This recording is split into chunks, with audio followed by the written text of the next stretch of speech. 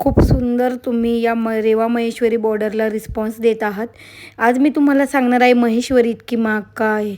महेश्वरी ही तुतीच्या रेशमापासून बनली जाते. तुतीच्या झाडांवर जे किडे बसतात त्या किड्यांपासून, रेशमी किड्यांपासून हे सिल्क तयार होतं आणि ते रेशम तयार होतं आणि त्या रेशमपासून ही साडी टोटली हातमागावर विणली जाते.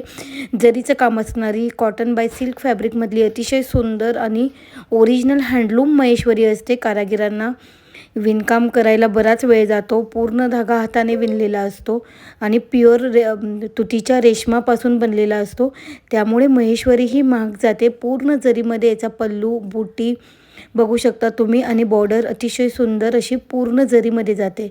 ओके, साडी अगदी लाईटवेट असते कारण यामध्ये प्युअर रेशम यूज केलेलं असतं. त्यामुळे साडी एकदम लाईटवेट असते, वजनाला एकदम हलकी असते आणि तितकीच इलिगंट असते.